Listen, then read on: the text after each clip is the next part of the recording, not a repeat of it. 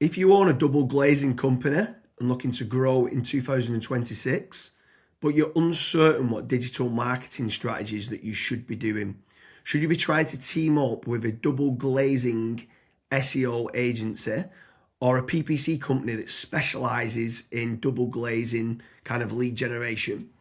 Before we get into this and we're looking at all the different digital marketing strategies that you could be doing to grow your double glazing business, Kasra, what bit of advice would you give to a business owner before spending any money on marketing campaigns?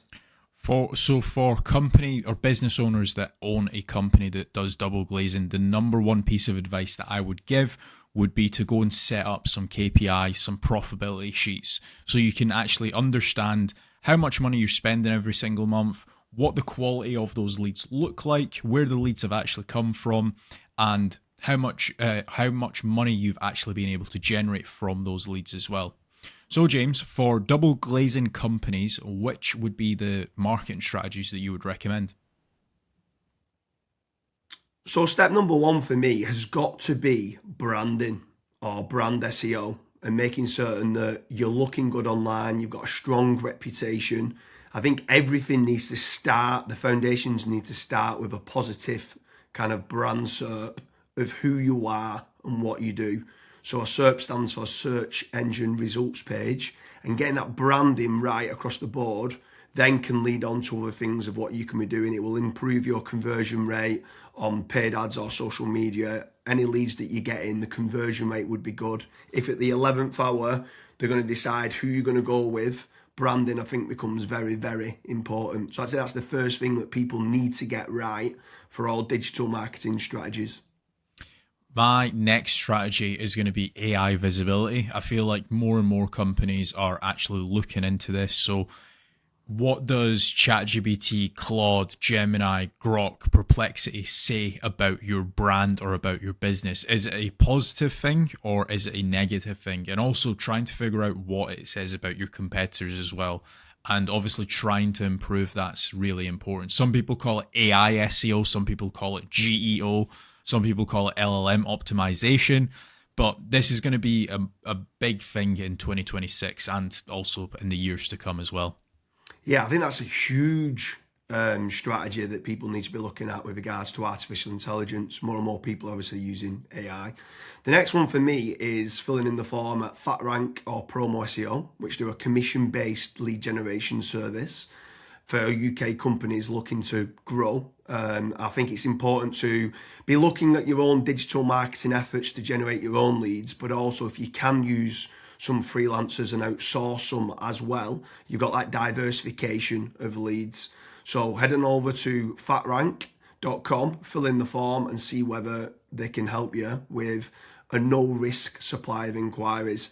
Promise you'll also do a very similar performance-based lead generation service as well that you might want to fill in the form with there, and just double check whether you can go and get a third-party lead generation company to top up and start generating you some leads for your business to grow in 2026.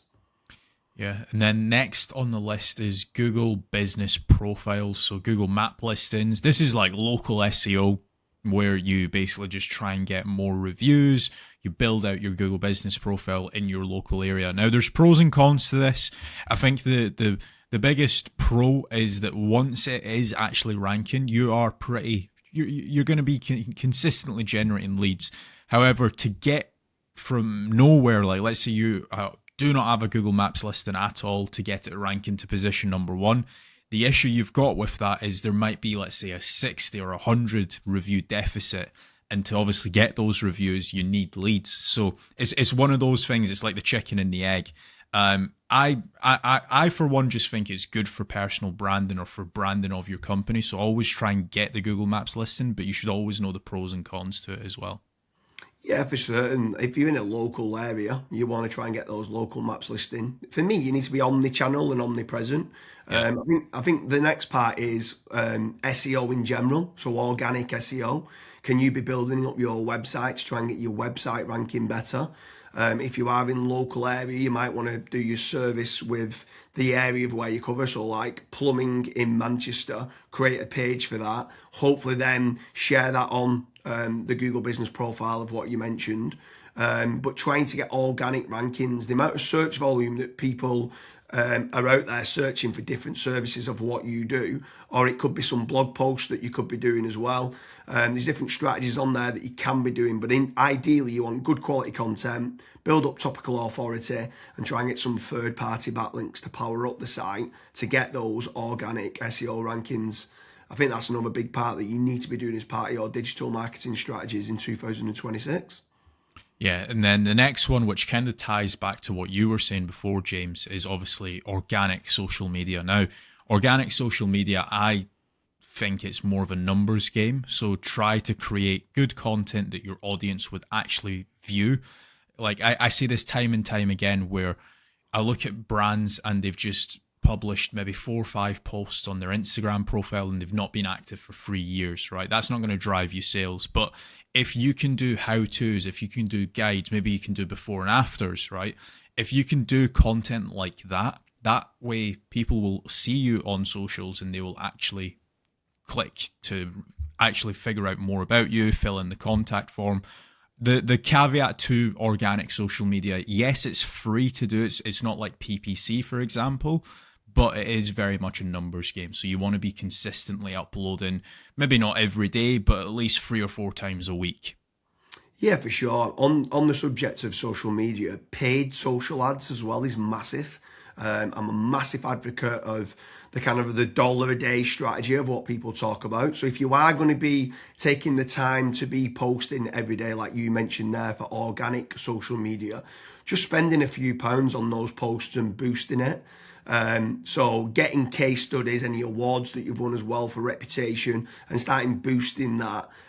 You can also be running retargeting ads. So if anyone's clicked through to your website, you can be running retargeting, which is paid social as well. Different places like Meta, so whether that's Facebook and Instagram, you've got Twitter, you've got YouTube, you can be running Pinterest, you can even run in places like Reddit as well for paid ads. And I think paid social media is still an untapped market for digital marketing strategies. Yeah. The next one is it's probably a love-hate relationship. It's PPC, right? Google AdWords or doing it on Bing, wherever. That's basically the sponsored results. So if you search for a service, it's above local SEO. Now, I have spoken, and both myself and James, we've both spoken to so many business owners that are either they've spent 10, 15, 20,000 pound on it, and they've not had a single result, or they might have had a few leads and it's just not been of quality. Or you've got other guys that have spent hundreds of thousands on it and they're like, it's the best thing that's ever happened to my business.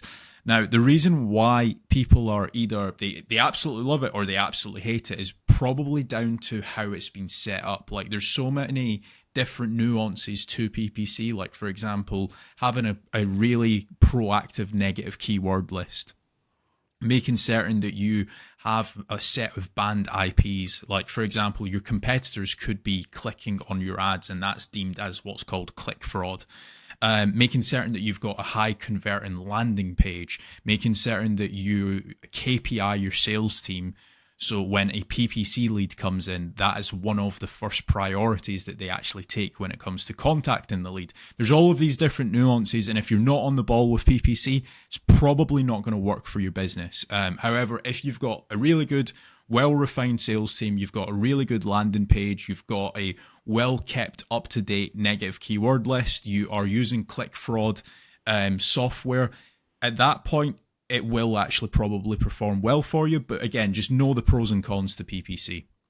Yeah, for sure. There's certainly pros and cons. There's benefits of using it to get instant leads. But like you said, the amount of people that we speak to that have burnt a lot of budget and not had the inquiries and stuff that's come through as part of the digital marketing is pretty scary.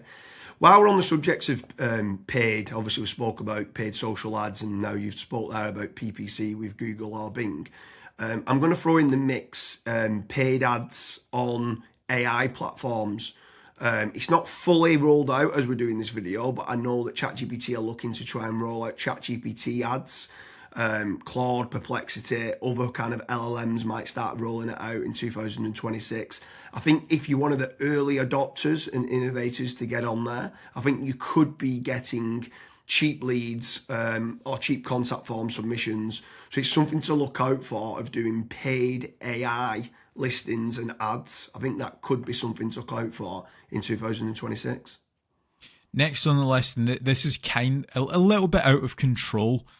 You do obviously have like forums that you can get your brand mentioned in, like for example, Reddit and Quora. That very much comes down to the after fact. Like, where are your customers that you've been dealing with previously? Are they actually raving and shouting about you?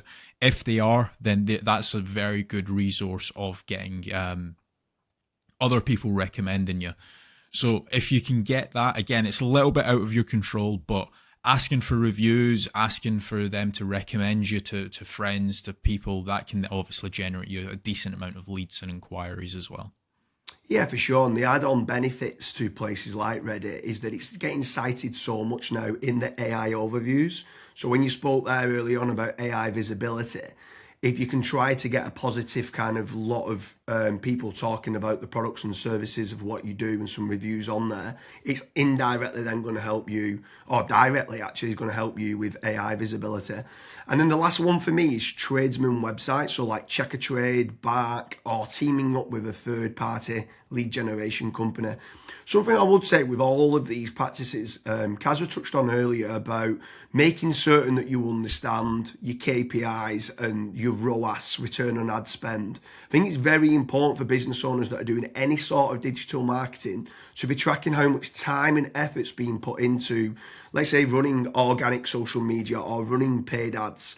Everything should have KPIs put in place. And this is exactly the same then with tradesman websites like Check a Trade, Bark, Rated People, My Builder. These could all be amazing platforms to generate leads that could get you a positive return on investment. And if you do, you should continue to be using those platforms. There's certain lead generation companies out there as well that could generate you quite a lot of leads. They could be using organic SEO or PPC or social media ads to generate you those leads.